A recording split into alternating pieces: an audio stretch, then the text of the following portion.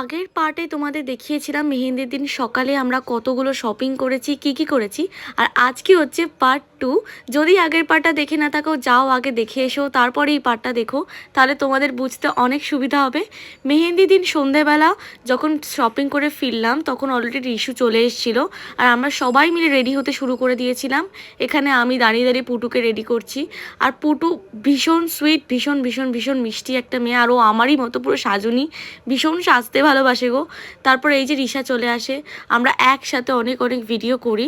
তারপর বাড়িতে দেখি সবাই তোড়জোড় শুরু করে দিয়েছে। এই যে পুটুরানি বসে আছে, এদিকে ফুলমা বসেছিল, আর বৌমণি এখানে পেঁয়াজ আদা রসুন সব কিছু কাটাকাটি করছিল, কারণ রাতে আমাদের মাংস আর রুটি হবে, তো যার জন্য। এখানে বনু আমাকে বলছে যে আমার লুকটা একটু দেখা, যদিও সবাইকে ইন্ডিভিজুয়ালি আমি দেখাবো তোমাদেরকে। তারপর বাপি চলে আসে জিনিসপত্র নিয়ে। আর এই হলো আমাদের মেহেন্দির ডেকোরেশন। ভীষণ সুন্দর করেছিল গো, এত সুন্দর ব্যাকড্রপটা করেছিল যে আমরা তিনজন দেখে, আমি সকাল থেকে কিন্তু দেখিনি, আমি জাস্ট ওপরে আসি দেখার জন্য।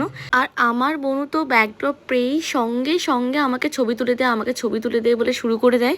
আর সত্যি বলতে লাইটিং ব্যাকড্রপ এতটা সুন্দর হয়েছিল যে সবাইকে ভীষণ সুন্দর দেখতে লাগছিল।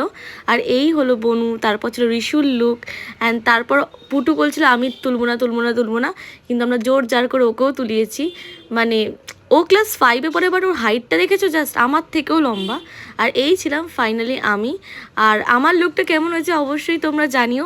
এখনও আমার দিদিভাই কিন্তু ফেরেনি, আমরা সবাই মিলে ততক্ষণে রেডি হচ্ছিলাম, সব কিছু সাজাচ্ছিলাম। এই যে প্রচুর মেহেন্দি কোনস আমি কিনে এনেছিলাম, সেইগুলো আমি সাজাচ্ছিলাম, কারণ দিদিভাই আসলে 6টা পট ওকে রেডি করে আমরা মেহেন্দি করাতে বসিয়ে দেবো। আর মেহেন্দি যেহেতু আমিই করছি, তো কোনো চাপও ছিল না। এদিকে ফটোগ্রাফার দাদাকেও বলা ছিল, তা উনিও আসেননি, কারণ দিদিভাই এখনও আসেনি। যাই হোক, এখানে আমরা এই সুন্দর ট্রেটাতে মেহেন্দিগুলোকে খুব সুন্দর করে সাজাচ্ছি। ট্রেটা কি সুন্দর দেখতে, তাই না?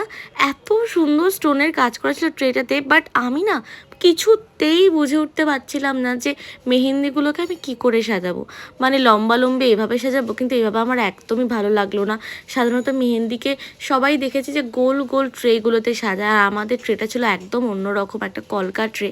তো এখানে আমি ভাবলাম এইভাবে সাজাই, তাহলে দেখতে আর ছবিতে তবু একটু ভালো লাগছিল। এখানে আমি মন দিয়ে ট্রে সাজাচ্ছি। আর ট্রে সাজাতে সাজাতেই দেখি দিদিভাই চলে এসছে, মানে ছদ্দিভাই চলে এসছে।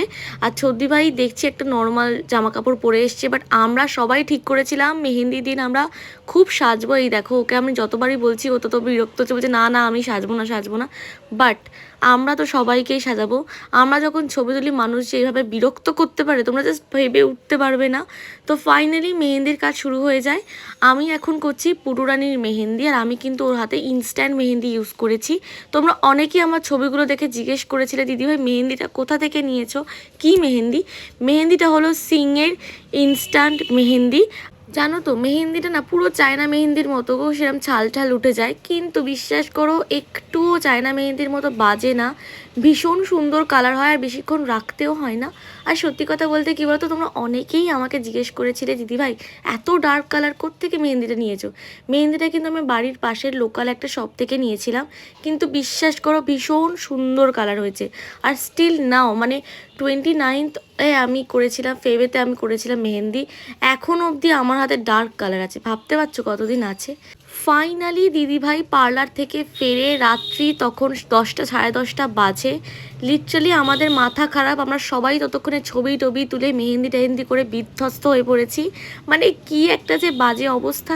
আমি নিজে মেহেন্দি করতে পারিনি তখনও পর্যন্ত, তার কারণ হচ্ছে আমি দিদিভাইকে মেহেন্দি করাবো, আর আমার হাতে মেহেন্দি লেগে গেলে আমি কিন্তু সেটাকে মানে হাতটাকে বেন্ড করতে বারবার পারবো না, যার জন্য আমি দিদিভাইকে মেহেন্দি পরাবো বলে নিজে মেহেন্দি পরিনি। বাকি প্রত্যেকের মেহেন্দি হয়ে গেছে। তো ভাবলাম আগে খেয়ে নেওয়া যাক। দাদাভাই রান্না করেছিল এটা কষা কষা মাংস, আর তার সাথে রুমালি রুটি কিনে আনা হয়েছিল। কম্বিনেশনটা জাস্ট অসাধারণ ছিল। খাওয়া দাওয়া করে ওপরে গিয়ে রিশার মেহেন্দিটা আমি কমপ্লিট করে দিই। এটা একটা মানে আধুনিক টাইপের ডিজাইন করেছিলাম, কেমন হয়েছে অবশ্যই জানিও। আর এখানে আমি বলছি তুই হাতটা তুলে দেখা, এত সুন্দর করে তোকে মেহেন্দি করে দিলাম আর তুই হাত দেখাচ্ছিস না কেন। যাই হোক, তারপর দুটো হাত আমার প্রপারলি কমপ্লিট হয়ে যায়। আর ফাইনালি আমি দিদিভাইকে রেডি করতে চলে আসি। এখন বাজে রাত 12টা, ব্রাইড রেডি ফর 12:17 বাজে এখন। আর এখন আমাদের ব্রাইড রেডি হয়েছে মেহেন্দি করার জন্য। মেহেন্দি আর বিধ্বস্ত। চল ওপরে চল, ওদের রিয়াকশনটা নেবো। আয় না আয় না, পড়ে যাবি না। দেখি দেখি পুরো রূপটা দেখি। সুন্দর লাগছে সে। চল এখন আমি ওপরে যাচ্ছি সবাইকে সারপ্রাইজ দিই। দিদিভাইকে কেমন লাগছে? দিদিভাই ফাইনালি রেডি হয়ে গেছে, ফাইনালি। এই কারা সব শুয়ে পড়েছে? দাঁড়া, আর ইউ গাইস রেডি দেখার জন্য ব্রাইডকে কেমন লাগছে? এ কি বৌমনি, ওঠ ওঠ। আরে তোরা কি রেডি বউকে দেখার জন্য? তোরা পাওয়াতে পারছিস না আমাদের এনার্জি দেখ তুই শুধু। আচ্ছা দেখ দেখ এগুলো দেখ। Oh my god! Oh my god! Oh my god! ये क्या है? नहीं একটু সন্ধ্যা হলে ভালো হবে। এই রাজবীর দাদাকে দেখে দিয়ে দিবি। আসুন আসুন। দেখ না শাড়ি এদিকটা খুলে। কেন? ফাইনালি দিদিভাই চলে আসার পর আমরা ছোটোখাটো করে ফটো সেশন শুরু করে দিই। আর মেহেন্দি ছাড়া ফটো তুলতে মেহেন্দিদির ভালো লাগে বলো, সেই জন্য ওকে বললাম সুন্দর করে ট্রেটা ধর, কারণ হাত ভর্তি মেহেন্দি দিয়ে ফটো তুললে আরও বেশি ভালো লাগবে। কিন্তু যতক্ষণে আমার মেহেন্দি শেষ হবে ততক্ষণে কারোর আর এনার্জি থাকবে না ছবি তোলার। এই যে বনুর হাতের মেহেন্দিটাও দেখো কত সুন্দর হয়েছে। তারপর আমি শুরু করে দিই ওর মেহেন্দি করা, কারণ আমার কিন্তু ব্রাইডাল করতে মোটামুটি 2 থেকে 2.5 ঘন্টা, কখনো কখনো ডিজাইনের ওপর 3 ঘন্টাও লেগে যায়। কিন্তু দিদিভাইয়ের ক্ষেত্রে আমি অনেক অন্যরকম ভেবে রেখেছিলাম, কিন্তু সময় একদমই ছিল না, আর রাত্রি হয়ে যাচ্ছিল, আমার ঘুমও পাচ্ছিল, যার জন্য আমি বিশাল কিছু ডিজাইন কিছুই করতে পারিনি। এখানে আমি মন দিয়ে মেহেন্দি করছিলাম। আর সত্যি কথা বলতে আমাদের প্রচুর এরপর থেকে প্ল্যান আছে, মানে প্রচুর ভিডিও করেছি জানো তো, সব এডিট করে তোমাদেরকে দেখাবো।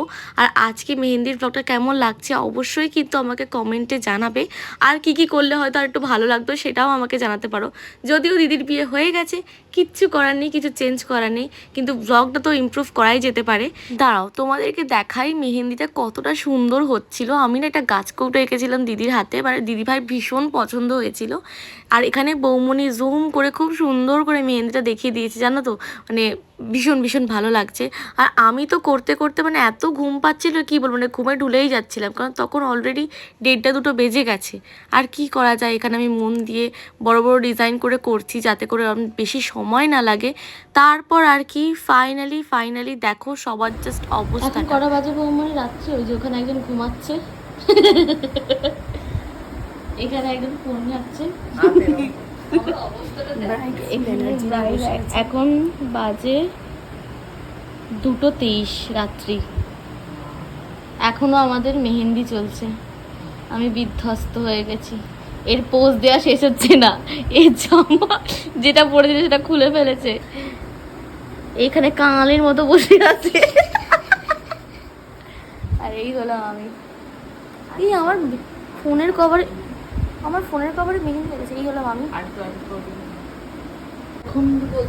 এখন বাজে রাত 3:12। মডেল এখানে পোজ দিচ্ছে। ফাইনালি আমাদের মেহেন্দি কমপ্লিট হয়েছে। ঘুরে যা পুরো মেহেন্দিটা দেখা, ঘুরে যা, পুরো নর্মালে দাঁড়া হাতটা মেহেন্দিতে দেখা। মেহেন্দি কমপ্লিট। ফাইনালি আমাদের মেহেন্দি কমপ্লিট হয়ে যায়, তখনও কিন্তু আমার হাতে কোনো রকম কোনো মেহেন্দি লাগেনি।